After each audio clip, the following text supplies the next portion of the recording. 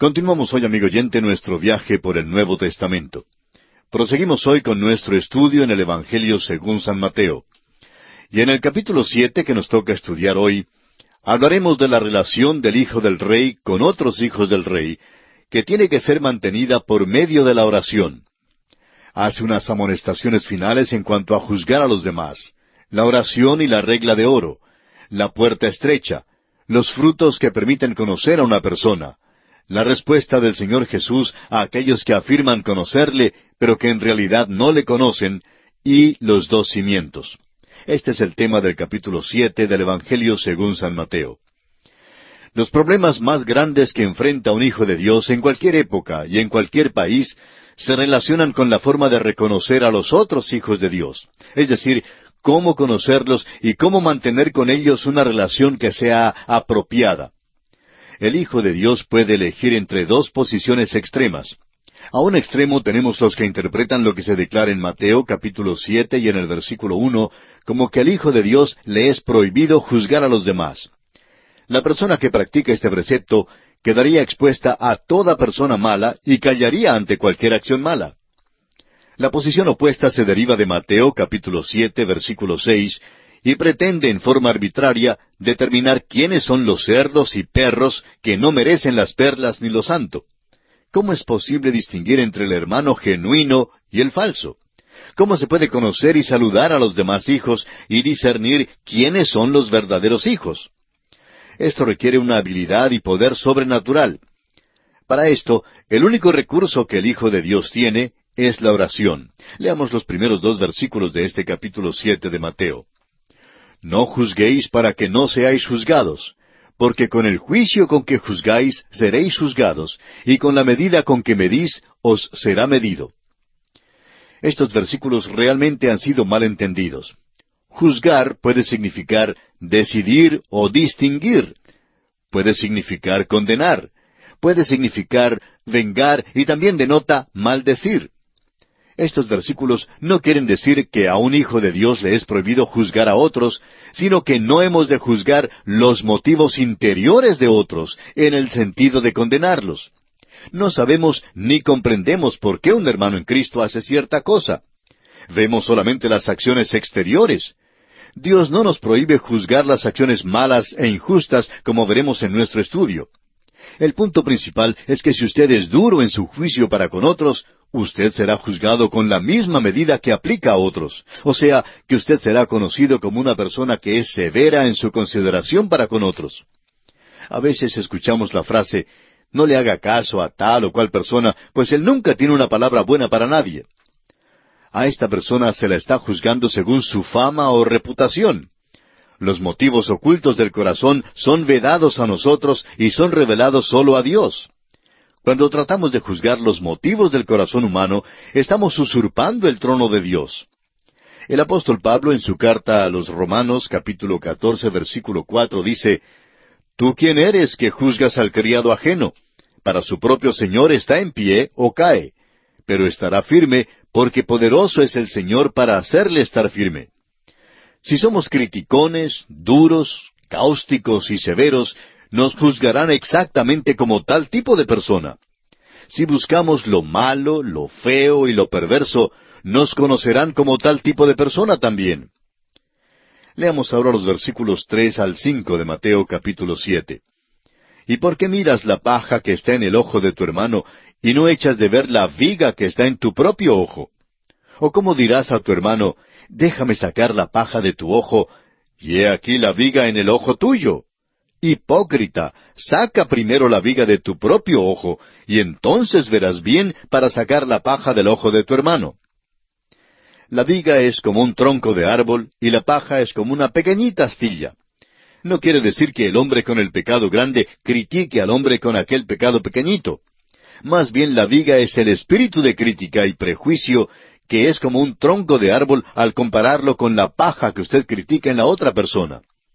No debemos criticar aquel pedacito de aserrín en el ojo del otro hermano cuando tenemos unos trozos tan grandes de pinos gigantescos en nuestros propios ojos. No estamos en ninguna posición de juzgar. Este asunto de juzgar ásperamente es ciertamente algo de lo cual tenemos que tener mucho cuidado. El Señor dice en el versículo 20 de este mismo capítulo 7 de Mateo, «Así que por sus frutos los conoceréis». Como el doctor Jaime McGinley lo ha dicho en su manera singular, «No seré su juez, pero sí soy inspector de frutos». Solamente podemos dar dictamen sobre el fruto, lo que vemos con el ojo. Bien podemos decir si un cristiano produce frutos o no. Ahora leamos el versículo 6. «No deis lo santo a los perros, ni echéis vuestras perlas delante de los cerdos, no sea que las pisoteen y se vuelvan y os despedacen». Esta declaración aparentemente se opone en forma diametral a la primera parte de este capítulo. Hasta aquí, este es un capítulo paradójico. Ahora, si aceptáramos a todo hombre en su valor exterior, o por lo que aparenta ser, pues nos engañaría todo hombre falso. Ahora, ¿quiénes son los cerdos y los perros que se mencionan aquí? Este versículo parece ser algo vulgar, pero es bíblico.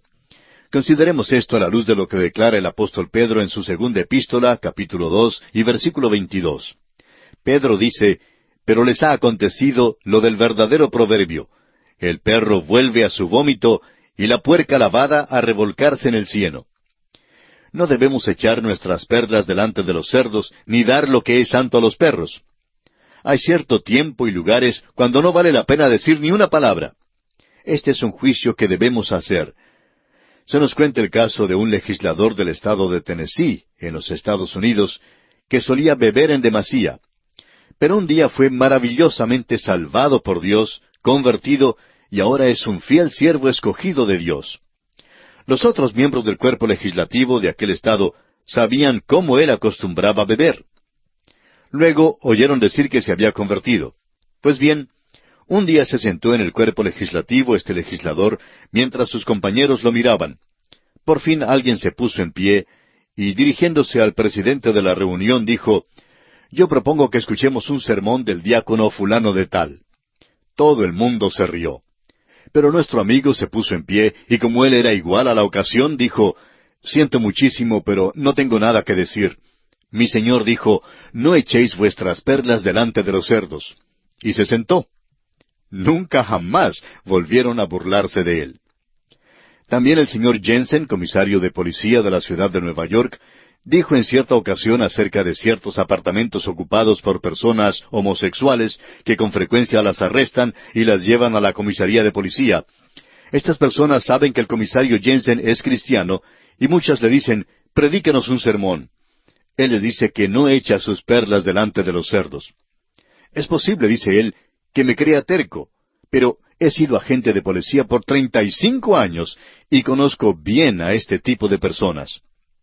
No debemos, pues, juzgar los motivos del corazón. En cambio, hay falsos maestros entre nosotros y hay que identificarlos. Ahora, ¿cómo es posible eso? Los próximos 5 versículos nos dan la respuesta. Leamos los versículos 7 y 8 de Mateo capítulo 7. «Pedid y se os dará, buscad y hallaréis, llamad y se os abrirá. Porque todo aquel que pide, recibe, y el que busca, halla, y al que llama, se le abrirá». ¿Cómo reconocer las personas de este mundo? Es el problema más grande que enfrenta un hijo de Dios. Todos los días chocamos con príncipes y pobres, con caballeros y pícaros, con verdaderos y con falsos maestros. Hay personas que necesitan nuestra amistad y ayuda, a quienes necesitamos y a quienes debemos acercarnos. Otros hombres son pícaros y nos pueden destruir, y debemos apartarnos de ellos. Ahora, ¿cómo podemos saberlo? Pedir, buscar y llamar se refieren definitivamente a este problema. El doctor J. Vernon McGee, autor de estos estudios bíblicos, contaba que mientras servía de pastor durante unos 21 años en el centro de la ciudad de Los Ángeles, estado de California, en los Estados Unidos, conoció a muchas personas de todos los oficios de la vida. Decía él que pasaba unos 35 minutos manejando su automóvil desde su casa hasta la iglesia, y durante aquellos minutos él le decía al Señor que iba a conocer a unas personas nuevas durante ese día, y le pedía que le guiara en cómo debía portarse con cada una de ellas. Decía él, habría los que necesitarían de mi ayuda, pero habría también los que tratarían de arruinarme con sus intrigas. Quizá todos nosotros podemos decir que en muchas ocasiones nos hemos visto engañados por los hombres. ¿No es entonces interesante que al apóstol Pedro en la iglesia primitiva supiera que Ananías y Zafira estaban mintiendo? Léalo usted en el capítulo 5 de los Hechos, versículos 1 al 11. Sabemos que es difícil discernir cuándo alguien está mintiendo. No tenemos el discernimiento espiritual hoy en día que ellos tenían en la iglesia primitiva. Creemos que es un don que tienen hoy muy pocas personas, pero es un don muy importante, y creemos que es igualmente importante que hagamos de este discernimiento un asunto de oración ferviente. Cuando a usted le presentan algunos amigos nuevos, ¿le pide usted a Dios que le ayude a saber cómo tratarlos? Es una buena idea pedir la ayuda de Dios en cuanto a este asunto. Ahora, los próximos versículos siguen diciendo que Dios desea de veras ayudarnos en estos asuntos. Leamos los versículos 9 al 11 de este capítulo 7 de Mateo. ¿Qué hombre hay de vosotros que si su hijo le pide pan, le dará una piedra? ¿O si le pide un pescado, le dará una serpiente? Pues si vosotros, siendo malos, sabéis dar buenas dádivas a vuestros hijos, ¿cuánto más vuestro Padre que está en los cielos dará buenas cosas a los que le pidan? Solo acercándonos a Dios en la necesidad urgente, es decir, pedid, buscad, llamad, podemos entonces aprender cómo habitar en una casa a la orilla del camino y servir de amigos a los hombres. Leamos ahora el versículo 12 de este capítulo 7 del Evangelio según San Mateo, que es conocido como la regla de oro. Así que todas las cosas que queráis que los hombres hagan con vosotros, así también haced vosotros con ellos, porque esto es la ley y los profetas. Las palabras iniciales así que son las palabras claves en este versículo. Se refieren a lo que precede la regla de oro. Si usted conoce a alguien, ¿cómo lo va a tratar? Usted no es juez, pero si esta persona en el lenguaje figurativo de este capítulo es un cerdo o un perro, debe saber entonces cómo portarse con esa persona, porque un cerdo lo matará a usted. ¿Qué pues hace usted? ¿Lleva el problema al trono de la gracia? Este es el principio sobre el cual debe operar. No saque la regla de oro fuera de su contexto y diga que vive según ella. Recuerde que sólo al pedir, buscar y llamar le será posible vivir a la luz de la regla de oro. Luego continúa diciendo el Señor en los versículos 13 y 14, «Entrad por la puerta estrecha, porque ancha es la puerta y espacioso el camino que lleva a la perdición, y muchos son los que entran por ella. Porque estrecha es la puerta y angosto el camino que lleva a la vida, y pocos son los que la hallan». Estos versículos generalmente son mal interpretados, dándose la impresión de que la selección está entre el camino ancho, que es pintado como un camino alegre y fácil, o un callejón estrecho, lleno de penurias y poco atractivo. La verdad, amigo oyente, es todo lo contrario. Lo que se presenta aquí es como una especie de embudo. La entrada al camino que conduce a la destrucción es ancha, pero se reduce en un embudo a un solo punto, la muerte y el infierno. La entrada a la vida, por su parte, es estrecha, y es Cristo mismo quien dijera en Juan 14:6, «Yo soy el camino y la verdad y la vida. Nadie viene al Padre sino por mí». Cuanto más camine usted con Cristo, más ancho llega a ser el camino. Recordemos que Jesucristo dijo, «He venido para que tengáis vida y la tengáis en abundancia». También en el Antiguo Testamento recordará usted que en el libro de Ezequiel, el capítulo 47, se describe un río que salía del santuario. Comenzaba como una pequeña fuente o vertiente, pero su cauce iba creciendo hasta convertirse en un poderoso río y por fin llegar a ser un océano. La analogía aquí es simplemente esta. Cuando usted llega a ser hijo de Dios, cada día es mejor que el día anterior. La entrada a la vida es estrecha, pero se abre como un embudo vuelto al revés, y llega a ser sumamente amplia. Sigamos adelante. Los versículos 15 y 16 de este capítulo 7 de Mateo nos dicen, «Guardaos de los falsos profetas que vienen a vosotros con vestidos de ovejas, pero por dentro son lobos rapaces. Por sus frutos los conoceréis. ¿Acaso se recogen uvas de los espinos o higos de los abrojos?» La iglesia es amonestada aquí en cuanto a los falsos maestros y falsos profetas. Podremos reconocer a los falsos maestros por sus frutos, y esto es lo que debemos buscar en sus vidas. El apóstol Pedro comenta sobre esto en su segunda epístola, capítulo 2, versículo 1, cuando dice: «Pero hubo también falsos profetas entre el pueblo, como habrá entre vosotros falsos maestros, que introducirán encubiertamente herejías destructoras, y aun negarán al Señor que los rescató, atrayendo sobre sí mismos destrucción repentina». Así pues, el Señor nos amonesta en estos versículos 15 y 16 de Mateo 7, a que busquemos los frutos en la vida de los profetas que se nos presentan, para identificar entre ellos a los que son falsos profetas. Continuamos hoy, amigo oyente, considerando el capítulo 7 del Evangelio según San Mateo. Y comenzaremos leyendo los versículos 21 hasta el 23 de este capítulo. Dice el Señor: «No todo el que me dice, Señor, Señor, entrará en el reino de los cielos, sino el que hace la voluntad de mi Padre que está en los cielos. Muchos me dirán en aquel día, Señor, Señor, ¿no profetizamos en tu nombre, y en tu nombre echamos fuera demonios, y en tu nombre hicimos muchos milagros? Y entonces les declararé, Nunca os conocí, apartaos de mí, hacedores de maldad». Encontramos aquí una amonestación necesaria para miembros de iglesias que profesan ser creyentes, y aun para los que aparentemente hacen prodigios en el nombre de Cristo. El nombre de Cristo está en los labios de muchas personas que son dirigentes de diversas sectas y doctrinas hoy en día. Simplemente el nombrar a Cristo y la Biblia no es prueba de que un sistema sea genuino. No es la profesión exterior, sino la relación interior a un Salvador crucificado, pero viviente, la que es todo importante. En los versículos siguientes tenemos una admonestación que nos es dada para ayudarnos. Leamos los versículos 24 al 27 de Mateo capítulo 7. «Cualquiera pues que me oye estas palabras y las hace, le compararé a un hombre prudente que edificó su casa sobre la roca. Descendió lluvia y vinieron ríos y soplaron vientos y golpearon contra aquella casa, y no cayó, porque estaba fundada sobre la roca.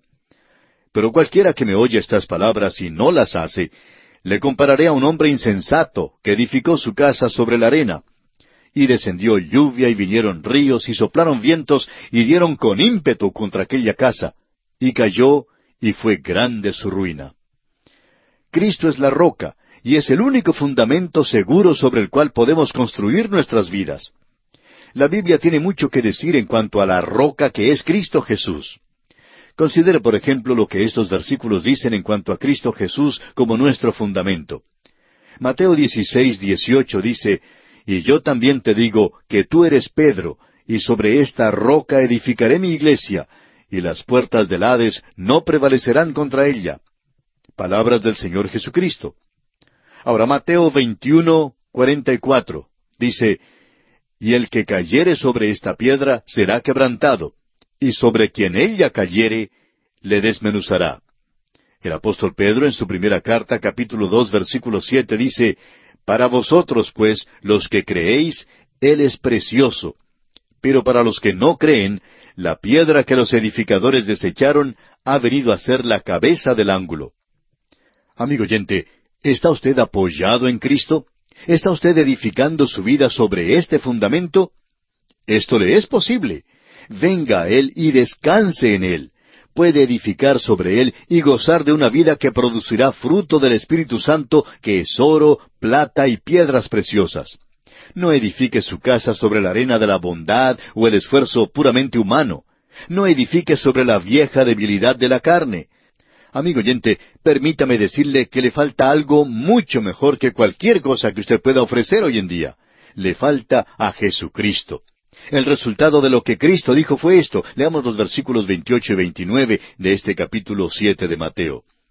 «Y cuando terminó Jesús estas palabras, la gente se admiraba de su doctrina, porque les enseñaba como quien tiene autoridad, y no como los escribas». Fíjese usted el contraste que se ve aquí entre Cristo como el Maestro y los escribas de aquel día. Cristo enseñó con autoridad.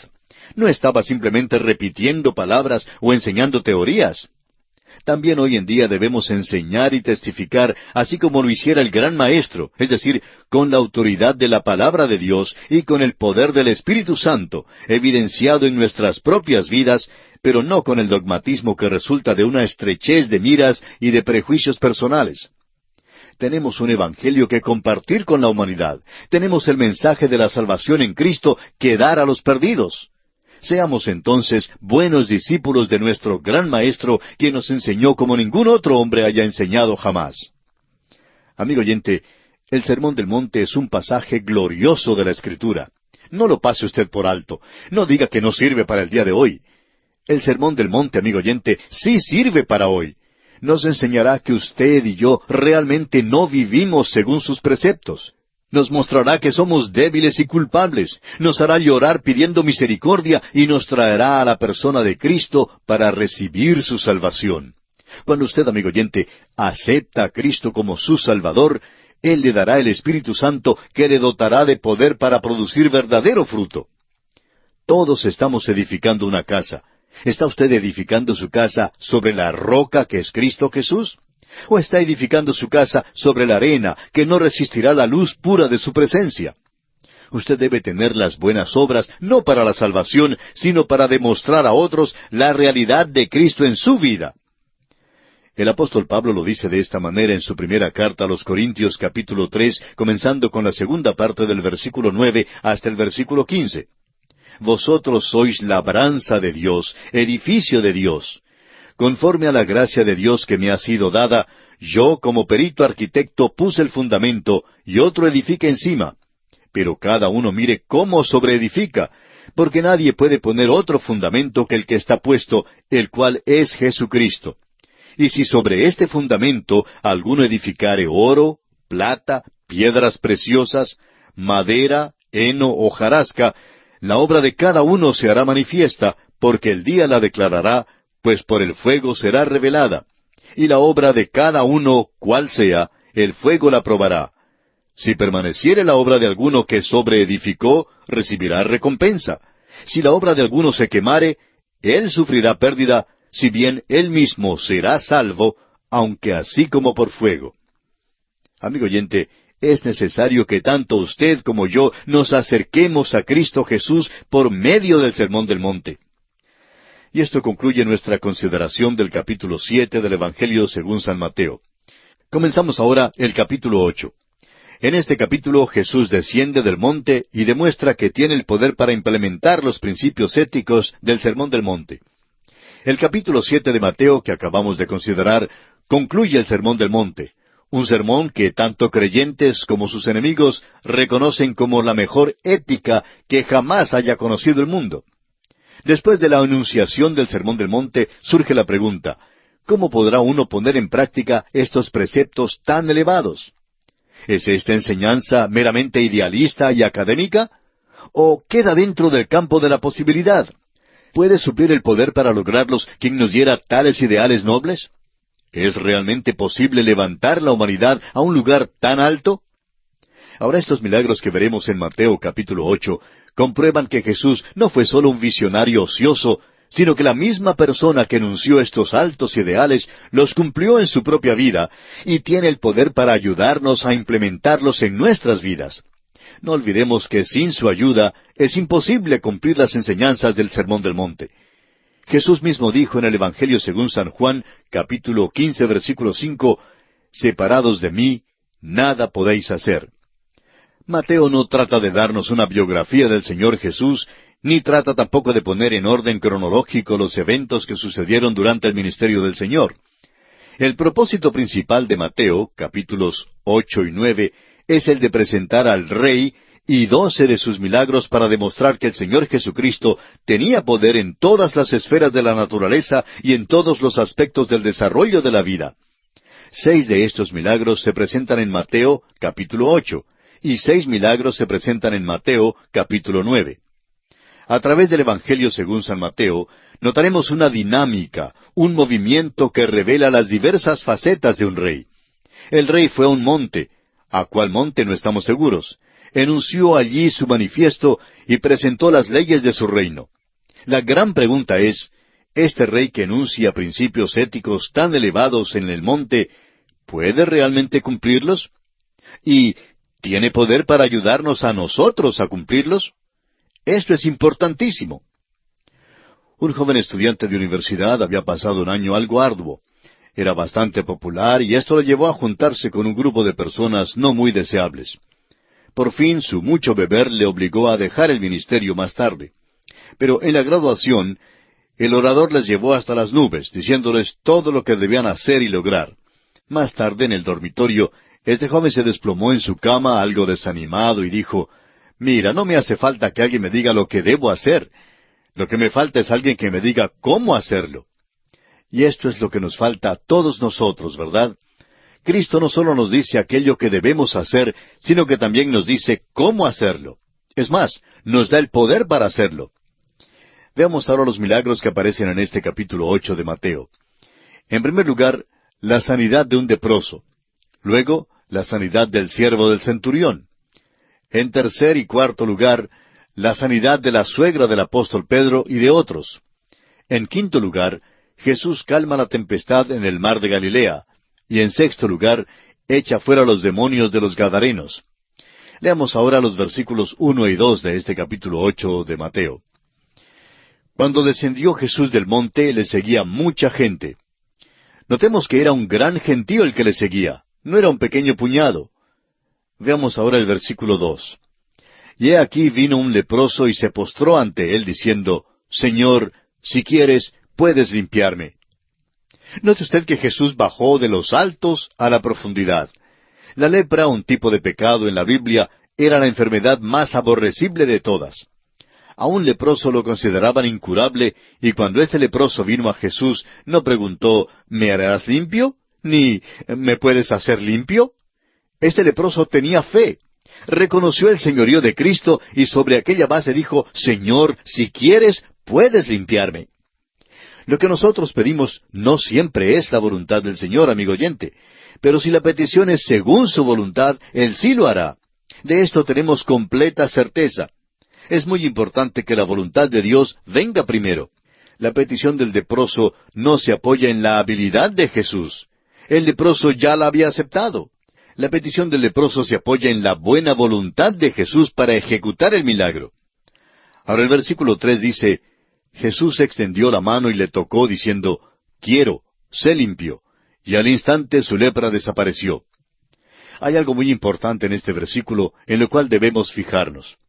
Jesús tocó a este leproso. Si usted y yo le hubiéramos extendido la mano, quizá nos habría contagiado. Pero Jesús no titubeó en tocarlo. Note usted las inferencias aquí. Este hombre pertenecía a los llamados intocables. Sin embargo, Jesús lo toca y le dice, «Quiero sanarte, sé limpio». Y el hombre es sanado completamente. Este leproso no solamente tenía la enfermedad física de la lepra, sino también los problemas psicológicos que acompañan a esta enfermedad. Es muy posible que pasaran muchos años desde que alguien lo hubiese tocado. No conocemos los antecedentes de este hombre, pero sí podemos imaginarnos que un día se fijara en una erupción en la mano. Es posible que hubiera estado arando y al entrar en su casa mostró su mano a su esposa y ella le aplicó un ungüento. A la mañana siguiente notó que su mano estaba tan roja como lo pudiera estar, pero decidió salir y arar de nuevo. Pasó entonces una semana y su esposa se puso algo ansiosa. Le aconsejó que visitara al sacerdote. Fue al sacerdote, quien lo aisló por unos 14 días. Al final de este período de tiempo, la enfermedad había avanzado. El sacerdote le informó entonces que tenía la lepra. El hombre preguntó al sacerdote que si podría ir para despedirse de su esposa e hijos. Podemos imaginar al sacerdote diciendo, «Siento mucho, pero no puedes ir a despedirte de ellos. No puedes abrazar más a tu esposa ni acariciar a tus niños. Cuando te acerques a alguien, debes gritar, ¡Inmundo! ¡Inmundo!». Así es que vio crecer a los niños desde una distancia. Ellos le dejarían la comida en cierto lugar, y al apartarse ellos, él entonces salía para tomarla. No podía tocarlos. Ellos tampoco podían tocarle a él. Pero un buen día vino Jesús y le tocó. Fue el toque más maravilloso que jamás sintiera este hombre. Jesús limpió su lepra y le trajo de nuevo a su familia humana y a la familia de Dios. Note usted que enseguida que su lepra fue curada, Jesús dio a este hombre un mandato. Leamos el versículo 4. Entonces Jesús le dijo, mira, no lo digas a nadie, sino ve, muéstrate al sacerdote y presenta la ofrenda que ordenó Moisés para testimonio a ellos. Ahora, según el relato de San Marcos, este hombre sanado estaba tan lleno de gozo que prácticamente desobedeció a Jesús y salió contando a todos del gran milagro en su vida y acerca de aquel que fue responsable de su curación. Ahora Jesús entra en la ciudad de Capernaum. Leamos los versículos 5 hasta el 10 de Mateo capítulo 8. Entrando Jesús en Capernaum, vino a él un centurión rogándole y diciendo, Señor, mi criado está postrado en casa, paralítico, gravemente atormentado. Y Jesús le dijo, Yo iré y le sanaré. Respondió el centurión y dijo, Señor, no soy digno de que entres bajo mi techo. Solamente di la palabra y mi criado sanará, porque también yo soy hombre bajo autoridad y tengo bajo mis órdenes soldados, y digo a éste, ve y va, y al otro, ven y viene, y a mi siervo, haz esto y lo hace. Al oírlo Jesús se maravilló y dijo a los que le seguían, de cierto os digo que ni aun en Israel he hallado tanta fe. Había muchos soldados romanos en esta ciudad, y un centurión oyó decir que Jesús había venido. Este centurión, pues, era gentil, o sea, alguien que no era judío, pero al parecer era un hombre de fe. El doctor Lucas nos dice en su Evangelio, capítulo 7, versículo 5, que el centurión amaba a la nación judía y había sido responsable de la construcción de la sinagoga allí en Capernaum. El lugar más probable en que uno pudiera encontrar a Jesús en cualquier ciudad sería la sinagoga, y allí es donde el centurión fue en busca de él. Sin duda, el centurión había oído hablar de la curación del leproso y creyó que el Señor podría sanar a su siervo, quien estaba muy enfermo. El centurión era un hombre de rango y reconocía la autoridad. Llevaba el uniforme romano y bien podía mandar a un soldado, haz esto o ve por allá, y el soldado tendría que obedecerle. ¿Por qué? Porque este hombre tenía poder y una autoridad tremenda. Miró pues al Señor Jesús y reconoció que él tenía esa clase de poder. El centurión era gentil, pero una persona que tenía la fe como para creer que Jesús solo tenía que hablar una palabra y su siervo sería completamente sanado. Jesús pues se maravilló de la fe de este hombre. Se nos dice que en solo 2 ocasiones Jesús se maravilló. Se maravilló de la fe del centurión y de la incredulidad de Israel. Así lo podemos encontrar en Marcos capítulo 6, versículo 6. Luego el Señor dice, según los versículos 11 y 12 de Mateo capítulo 8, Y os digo que vendrán muchos del oriente y del occidente, y se sentarán con Abraham, e Isaac y Jacob en el reino de los cielos, mas los hijos del reino serán echados a las tinieblas de afuera. Allí será el lloro y el crujir de dientes. El Señor dijo que este mensaje alcanzaría a los del oriente y del occidente, para que ellos también pudieran tener confianza y fe en el Señor. ¡Qué declaración tan tremenda! Cada individuo tiene que ejercer una fe personal, individual en Cristo Jesús.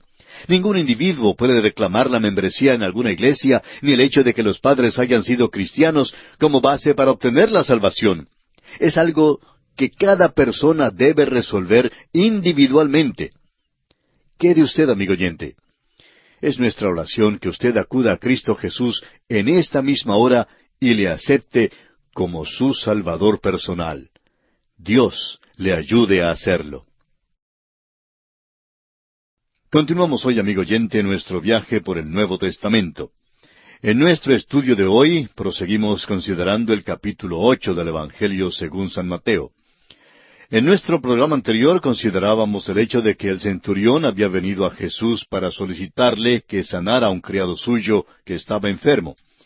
Jesús se maravilló al notar la fe de este centurión cuando él dijo, solamente di la palabra y mi criado sanará. Luego dijo, porque también yo soy hombre bajo autoridad y tengo bajo mis órdenes soldados, y digo a éste, ve y va, y al otro, ven y viene, y a mi siervo, haz esto y lo hace. En esta forma el centurión estaba mostrando su gran fe, su gran confianza en el poder que Jesús tenía para sanar a su criado. Leemos ahora en el versículo 13 lo que Jesús respondió al centurión. Ve, y como creíste te sea hecho. y su criado fue sanado en aquella misma hora. Aunque el siervo que sufría no estuvo en la presencia de Jesús, la fe del centurión en Jesucristo logró que el siervo fuera sanado. Jesús tocó a un leproso y fue sanado. Y ahora, sin embargo, sana desde la distancia al siervo de este centurión. Llegamos ahora al tercer milagro. Leamos los versículos 14 y 15 de Mateo capítulo 8. Vino Jesús a casa de Pedro, y vio a la suegra de éste postrada en cama con fiebre. Y tocó su mano, y la fiebre la dejó, y ella se levantó y les servía. La suegra de Pedro está enferma con fiebre, y Jesús viene, la toca y la sana. Note usted estos tres tipos de enfermedad que hemos visto hasta ahora en este capítulo. Una enfermedad es la lepra, que es incurable. Otra aflicción es la parálisis, y la tercera enfermedad es una fiebre, una enfermedad más o menos temporal. Es probable que la suegra de Pedro recobrara la salud con el pasar del tiempo, pero Jesús también la sanó. El cuarto milagro ocurrió durante la noche, y fue un milagro múltiple. Leamos los versículos 16 y 17. Y cuando llegó la noche, trajeron a él muchos endemoniados, y con la palabra echó fuera a los demonios, y sanó a todos los enfermos, para que se cumpliese lo dicho por el profeta Isaías, cuando dijo, Él mismo tomó nuestras enfermedades, y llevó nuestras dolencias. Es importante que notemos dos cosas en estos versículos. Muchas personas que sufrían fueron llevadas a Jesús para ser sanadas. No se da ningún caso aislado. Si usted lee con cuidado el Evangelio según San Mateo, podrá ver claramente que literalmente eran miles de personas las que fueron sanadas en aquel día y que luego andaban por las calles. Miles de ciegos recibieron la vista. Miles de sordos recibieron la facultad de oír. Miles de cojos fueron sanados. Había tanta evidencia de lo que Jesús había hecho que sus enemigos nunca dudaron el hecho de sus milagros. Lo que preguntaron fue, ¿cómo los hizo? El versículo 17 de este capítulo 8 de Mateo dice, para que se cumpliese lo dicho por el profeta Isaías cuando dijo, Él mismo tomó nuestras enfermedades y llevó nuestras dolencias. Este pasaje es una cita de Isaías capítulo 53, versículo 4. Ahora debemos notar que son muchos los supuestos sanadores espirituales del presente día que tratan de basar sus actividades sobre esta escritura.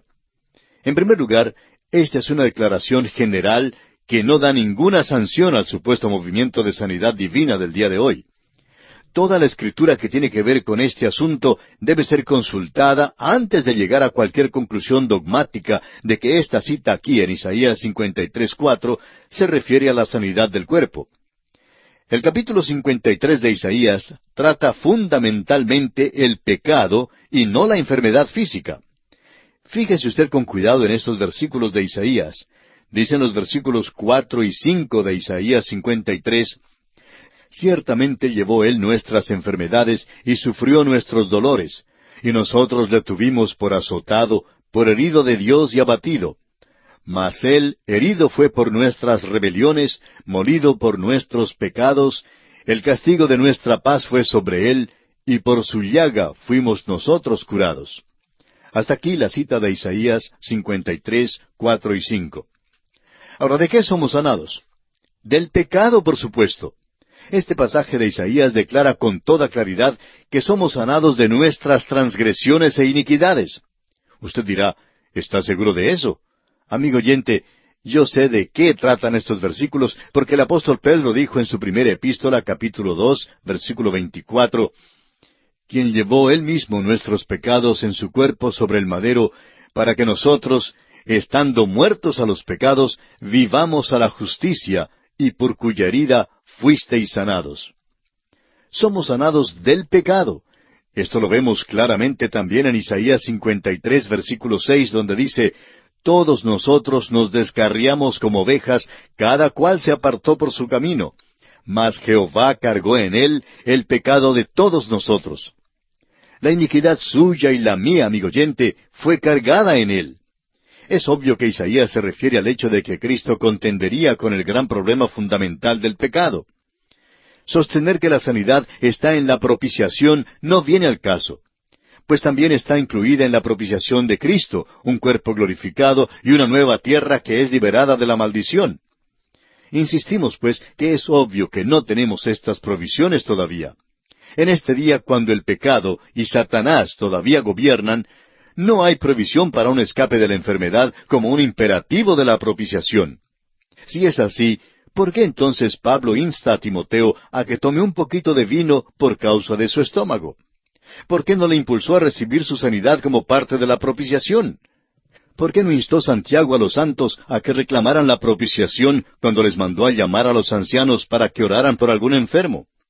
¿Y por qué no reclamó Pablo sanidad en la propiciación cuando menciona en su segunda carta a los Corintios, capítulo 12, versículos 7 al 9, el hecho de que le fue dado un aguijón en la carne, del cual dice, respecto a lo cual 3 veces he rogado al Señor que lo quite de mí, y me ha dicho, bástate mi gracia, porque mi poder se perfecciona en la debilidad. Por tanto, agrega Pablo, de buena gana me gloriaré más bien en mis debilidades, para que repose sobre mí el poder de Cristo. Hay otros ejemplos bíblicos dados acerca de este asunto. Pablo, en su carta a los Filipenses, estaba encargado de un hospital. En el capítulo 2 de esa carta, versículos 25 al 27, narra que Epafrodito había estado enfermo, y Pablo no se sirvió de la propiciación para reclamar la sanidad a favor de él. No es siempre la voluntad de Dios sanar. Y por tanto, en vez de ir a un individuo que predique en una carpa o en un estadio, a uno que alega tener el poder de sanar, ¿por qué no ir directamente al gran médico divino, buscando saber de Dios mismo si es, según su voluntad, que sea sanado? Lleve su caso delante de él, amigo oyente, y dígale como el leproso en Mateo 8:2, Señor, si quieres, puedes limpiarme. Y amigo oyente, Dios recibirá la gloria, pase lo que pase. Al parecer el apóstol Pablo no sabía nada del culto moderno de buscar la sanidad en la propiciación. Dios sí puede y sí sana en el día de hoy, pero no por medio de aquellos que se autodenominan sanadores de fe. El versículo 18 de este capítulo 8 de San Mateo nos dice, viéndose Jesús rodeado de mucha gente, mandó pasar al otro lado. Note usted las grandes multitudes de personas que le rodeaban. Jesús había sanado literalmente a miles de personas que sufrían, y no solamente aquellos casos individuales que se mencionan en las Escrituras. El apóstol Juan verificó este hecho en su Evangelio cuando escribió en el capítulo 20, versículos 30 y 31, hizo además Jesús muchas otras señales en presencia de sus discípulos, las cuales no están escritas en este libro.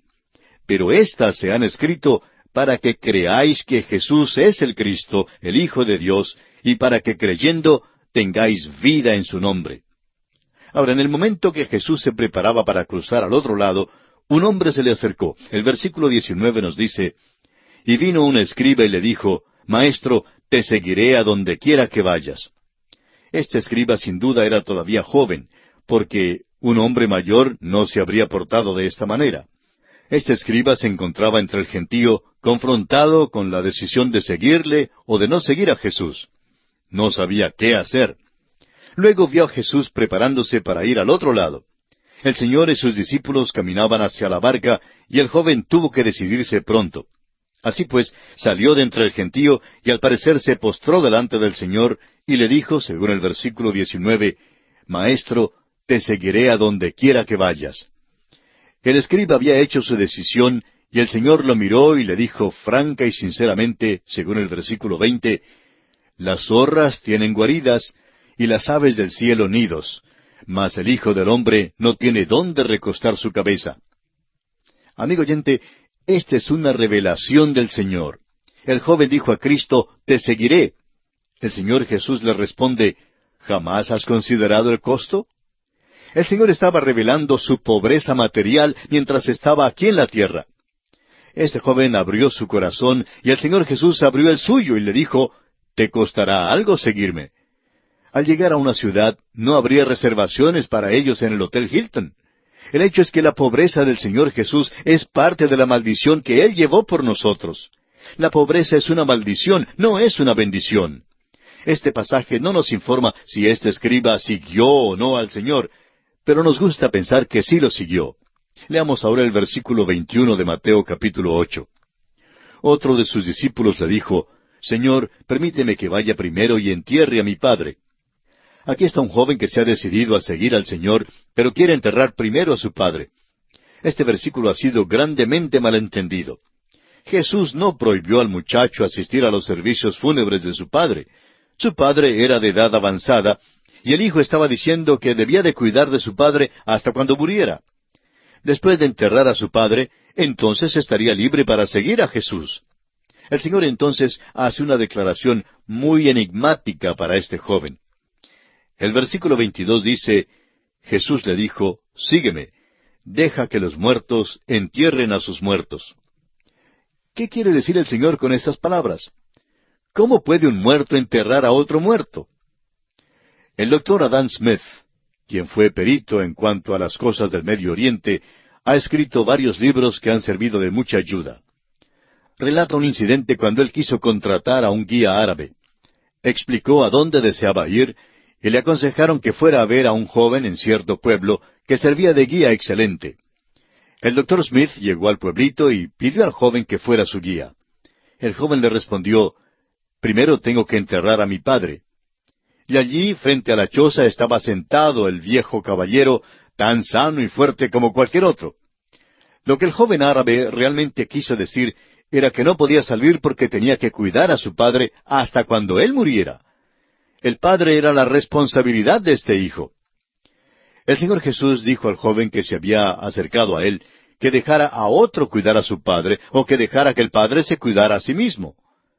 A algunas personas esta declaración puede parecerles algo áspera, pero lo que el Señor Jesús trataba de hacer era obligar a este joven a decidirse. ¿Estaba dispuesto a poner a Cristo en primer lugar? Si este hombre hubiera decidido seguir a Cristo, el Señor entonces, sin duda, le diría que regresara para cuidar a su padre. Hace muchos años hubo una señorita cuyo padre era un hombre ya mayor y algo exigente. Ella llegó a ser misionera, salió a su campo de trabajo e hizo una buena obra. Al regresar a su casa, después de pasar algunos años fuera de ella, encontró que su padre era un inválido absoluto. No había alguien que pudiera cuidarlo, y él la acusó de haberlo abandonado y de no ser cristiana. Este hombre nunca había hecho una decisión de aceptar a Cristo como su Salvador personal. Así que ella decidió quedarse en casa y hacer que los últimos días de la vida de su padre los pasara cómodos y en su compañía. Durante el tiempo que le cuidó, este hombre se conmovió mucho por la demostración de amor de su hija y llegó a aceptar a Cristo como su Salvador personal. Estamos confiados que el Señor estaba guiando a esta señorita en todos estos pasos. Sin embargo, hubo un día más temprano en su vida cuando ella tuvo que decidirse si daba el primer lugar en su vida a Cristo o a su padre. Y escogió en el principio seguir a Cristo. Y creemos que este es el caso también en este pasaje que acabamos de leer. Ahora el versículo 23 de Mateo capítulo 8 nos dice, y entrando él en la barca, sus discípulos le siguieron. Hemos llegado ahora al quinto milagro. No tiene nada que ver con la sanidad del cuerpo, sino que es un milagro en la esfera de la naturaleza física. Aquí el poder del Señor Jesús se demuestra y creemos es el mismo poder que tuvo Adán antes de perder su señorío en el huerto de Edén.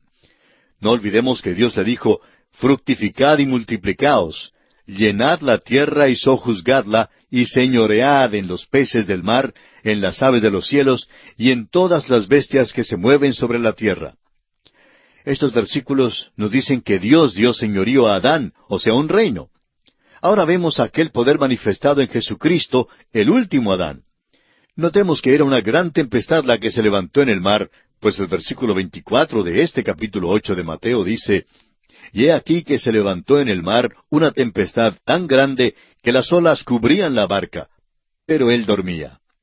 Esta no fue una tempestad corriente. Vimos en el relato de la tentación de Jesús que el diablo se apartó de él por un tiempo. Ahora parece que el diablo ha vuelto. Creemos que esta tempestad era realmente satánica en su origen. Esta era una tempestad de Satanás para destruir al Señor. La barca se cubría de olas. ¿Y dónde estaba el Señor? Pues estaba durmiendo. Esto manifiesta el lado muy humano de Jesús. Estaba tan cansado que podía dormir aún en medio de una tempestad tan violenta.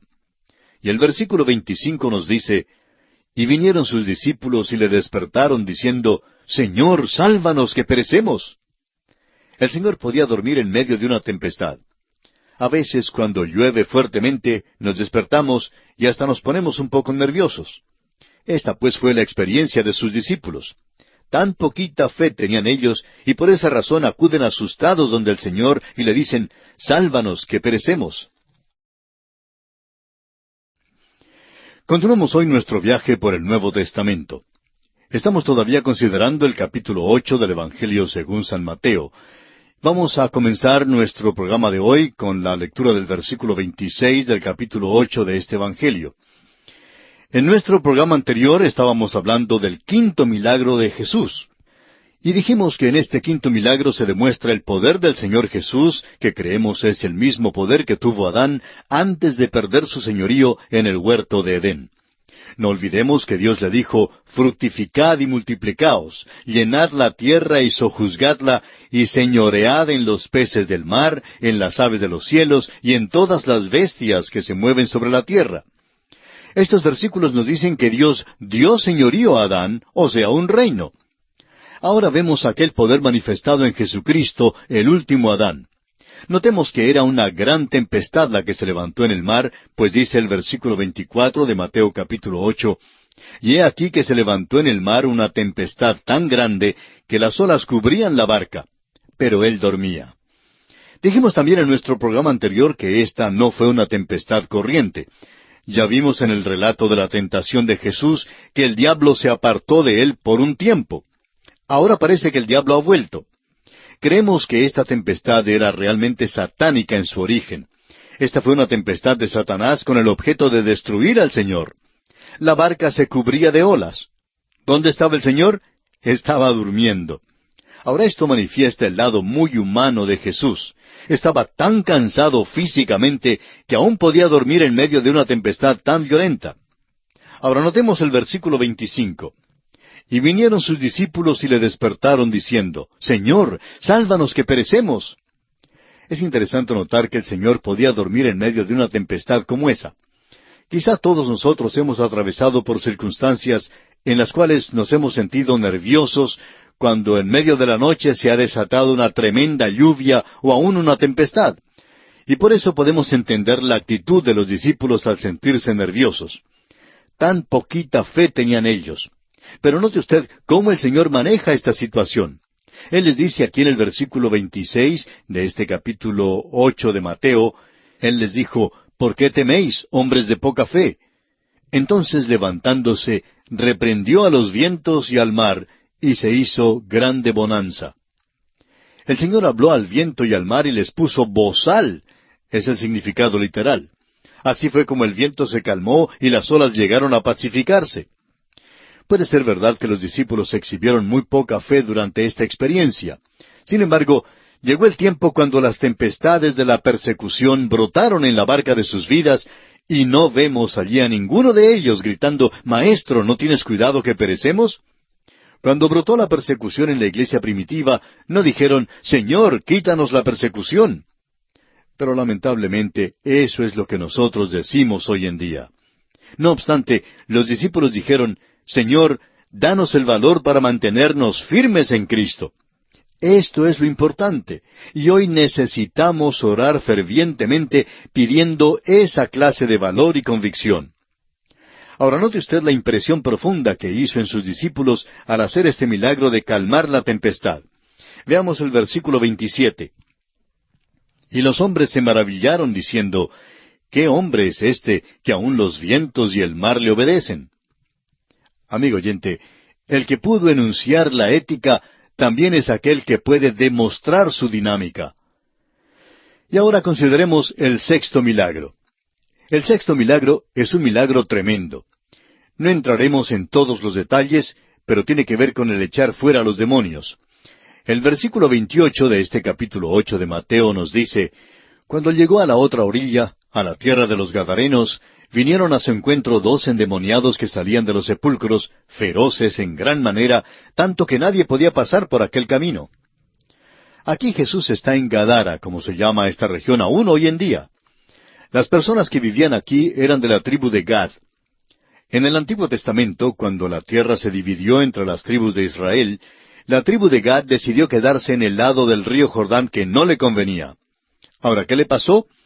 Bueno, esta tribu se dedicó al negocio de criar cerdos, que como judíos nunca debieron haberlo hecho. Una vez que desobedecemos al Señor, el próximo paso de la desobediencia ya no es tan difícil tomarlo. Dentro de poco ya estamos caminando completamente fuera de su camino y de su voluntad. Cuando Jesús entró en este país, vinieron a él 2 hombres poseídos de demonios.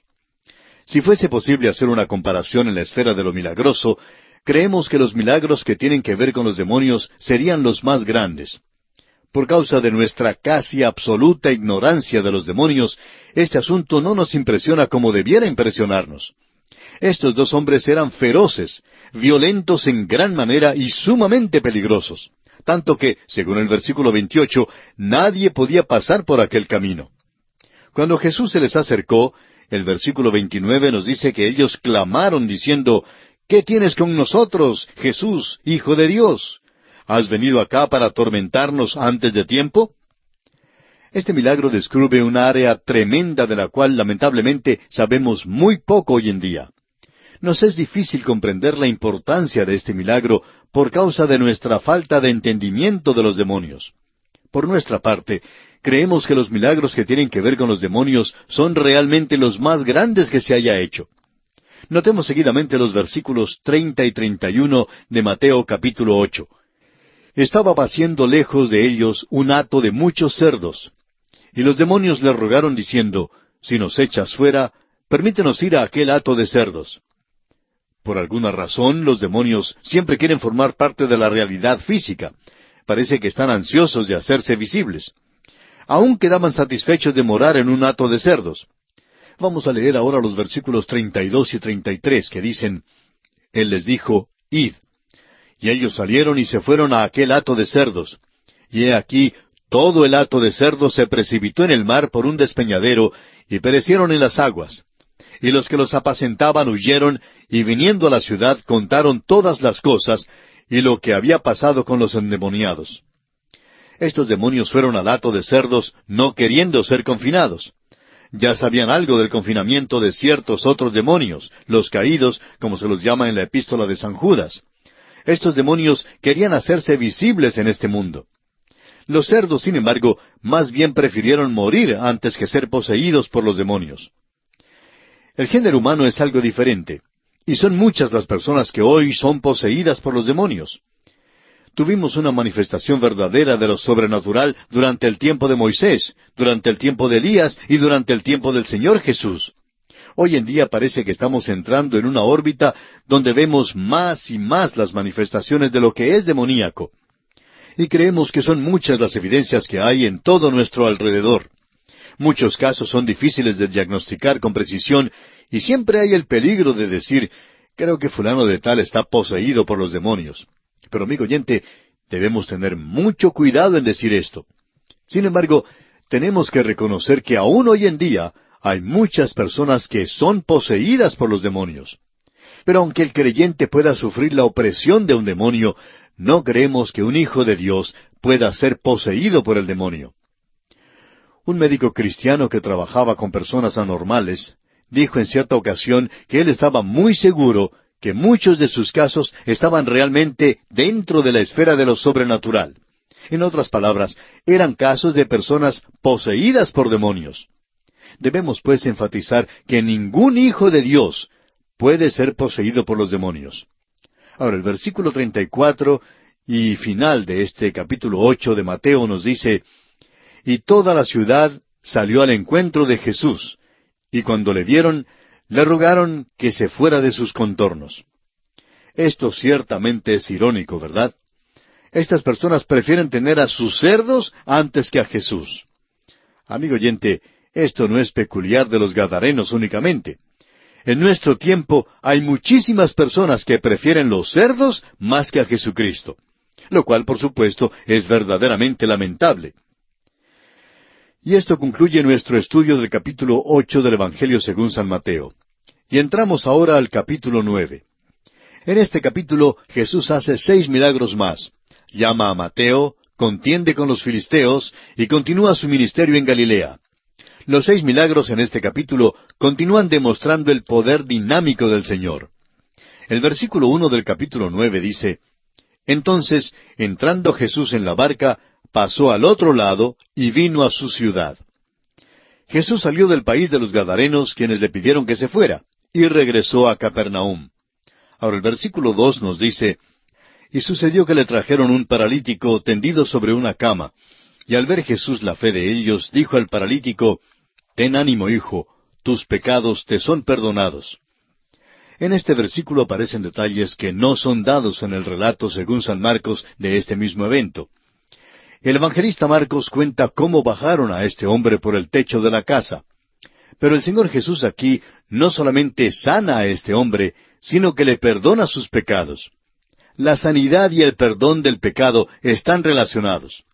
Ahora el versículo 3 de Mateo 9 dice: Entonces algunos de los escribas decían dentro de sí: Este blasfema.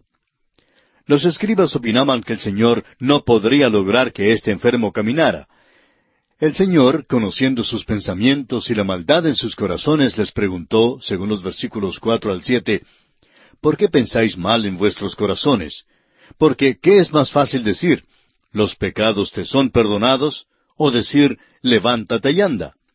Pues para que sepáis que el Hijo del Hombre tiene potestad en la tierra para perdonar pecados, dice entonces al paralítico: Levántate, toma tu cama y vete a tu casa.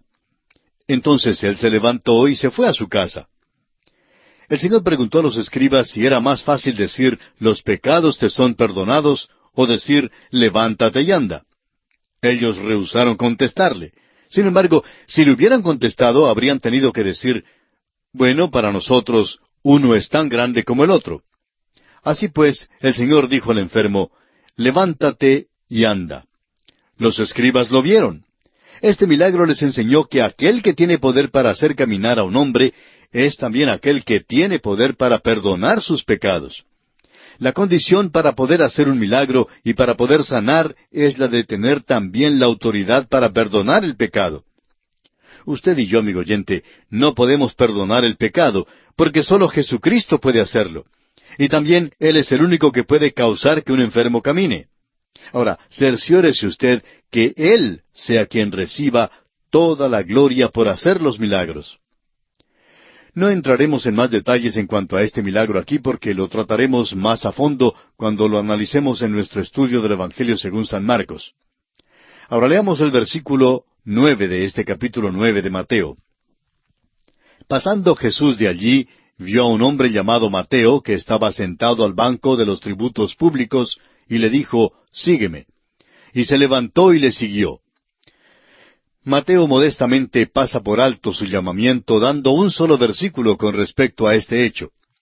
Lucas nos dice que Mateo hizo un gran banquete en honor de Jesús. Así lo encontramos en el capítulo 5 del Evangelio según San Lucas, versículos 27 al 29. Evidentemente el incidente que sigue en los versículos 10 al 17 de Mateo se llevó a cabo en esa cena. Mateo al parecer convidó a muchos de sus amigos publicanos a la cena porque quería que ellos también conocieran al Señor Jesucristo. Notemos lo que dicen los versículos 10 y 11. Y aconteció que estando él sentado a la mesa en la casa, he aquí que muchos publicanos y pecadores que habían venido se sentaron juntamente a la mesa con Jesús y sus discípulos. Cuando vieron esto los fariseos, dijeron a los discípulos, ¿por qué come vuestro maestro con los publicanos y pecadores? Los fariseos no creían que era correcto comer conjuntamente con los publicanos y pecadores. Muchos santos hoy en día todavía mantienen esta misma idea. Aunque el Señor condena como pecado grave el fariseísmo, no hay ningún daño en convidar a los pecadores a cenar con los creyentes, porque ellos son precisamente los que necesitan ser alcanzados para Cristo. Tenemos que mantener algún contacto con los pecadores. Ahora notemos lo que dice el versículo 12 de Mateo capítulo 9. Al oír esto Jesús les dijo, los sanos no tienen necesidad de médico, sino los enfermos. Amigo oyente, Jesús es el gran médico. Ha llegado para sanar a la humanidad de su problema fundamental que es el pecado. Se debe decir esto a muchos de los grupitos cristianos que tienen sus banquetes y reuniones de comunión hermanable, pero que no convidan a los que no son creyentes. Y si llegan los que no son creyentes, pues la mayoría de los cristianos los ahuyentan con sus expresiones de frialdad. Amigo oyente, creemos que algunos de estos llamados grupos cristianos hoy en día son pecaminosos por su mera existencia y por la manera en que se reúnen. El Señor Jesús dijo, los sanos no tienen necesidad de médico, sino los enfermos. Y agregó en el versículo 13 de este mismo capítulo 9 de Mateo, id pues y aprended lo que significa misericordia quiero y no sacrificio, porque no he venido a llamar a justos, sino a pecadores al arrepentimiento. Mateo nuevamente cita del Antiguo Testamento, y esta vez a Oseas, capítulo 6, versículo 6. Jesús vino a llamar a los pecadores, y entre estos estaban los fariseos, aunque no lo reconocían. Eran pecadores, pero sin arrepentirse. El apóstol Pablo en su carta a los Romanos, capítulo 3, versículo 23, dice, por cuanto todos pecaron y están destituidos de la gloria de Dios. Ahora el versículo 14 de este capítulo 9 del Evangelio según San Mateo nos dice, entonces vinieron a él los discípulos de Juan, diciendo, ¿por qué nosotros y los fariseos ayunamos muchas veces, y tus discípulos no ayunan? Los discípulos de Juan el Bautista, tanto como los fariseos, habían estado observando a Jesús. Algunos de los discípulos del Señor anteriormente habían sido seguidores de Juan, y entre ellos Andrés y Felipe. Los otros discípulos de Juan le dijeron a Jesús, mira, tú haces las cosas un poco diferente a lo que las hacemos nosotros. Nosotros ayunamos, pero tus discípulos no ayunan. ¿Por qué no? Ahora el Señor enunciará un gran principio y revelará el hecho de que las dispensaciones serán cambiadas. Juan, como ya hemos indicado, fue profeta del Antiguo Testamento, el último de estos profetas. Él caminaba del Antiguo Testamento hacia el Nuevo, para anunciar, tal como Malaquías lo predijo, que un mensajero llegaría para preparar el camino para el Señor Jesucristo. Juan dijo, todo lo que hago yo es preparar el camino para el Señor. Y luego vino el Señor. Fíjese cómo el Señor contesta a estos discípulos de Juan. El versículo 15 dice, Jesús les dijo, ¿acaso pueden los que están de bodas tener luto entre tanto que el esposo está con ellos? Pero vendrán días cuando el esposo les será quitado, y entonces ayunarán. El ayuno tiene un verdadero valor en la iglesia hoy en día, pero Dios no nos ha dado ningún mandamiento de ayunar. El ayuno realmente se hace casi como una expresión de luto, y nosotros tenemos la presencia de Cristo con nosotros, por lo cual debemos regocijarnos de ella. El ayuno debe ser hecho con el pensamiento y la idea de que nos postramos ante Dios porque nos falta su misericordia y ayuda. Esta es la verdadera idea detrás del ayuno. El Señor luego explica el cambio de las dispensaciones, es decir, de la ley del Antiguo Testamento a la gracia del Nuevo Testamento. La parábola que sigue revela que Jesús ha venido para presentar algo que es enteramente nuevo. Nada pudo haber sido más fuerte para aclarar que una nueva dispensación quedaba en lontananza.